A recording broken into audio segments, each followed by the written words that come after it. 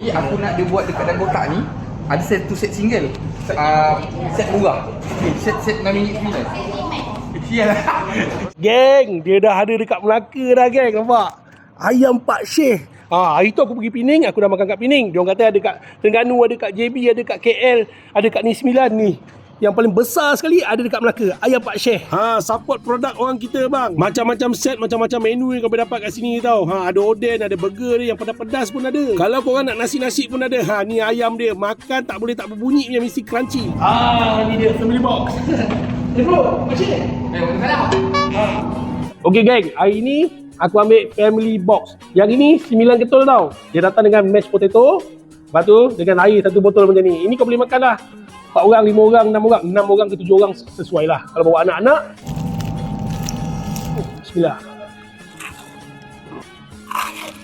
Ayam goreng Pak Syekh ni memang besar-besar bang. Lepas tu rempah 100 tu terasa dalam isi ayam tu. Sekarang ni seluruh Malaysia ada 6 outlet. Kau jangan risau. Dia punya target 177 outlet. Okey, siapa yang tengok video aku ni boleh claim lah. Beli aiskrim mini ni RM1 je tau. Yang ni special untuk anak-anak sekolah, student universiti ke kan. Boleh beli ayam seketul siap dengan air sekali. RM6.90 je. Ayam Pak Syekh kat Melaka ni memang luas, selesa kedai dia. Dekat bawah boleh duduk, dekat atas ni pun kau boleh duduk tau. 200 orang boleh muat kat dalam ni. Dia buka juga collect untuk infak tau. Kalau nak order online pun boleh, tak ada masalah. Ini outlet paling besar, paling cantik dalam Melaka, dekat Kampung Ulu tu.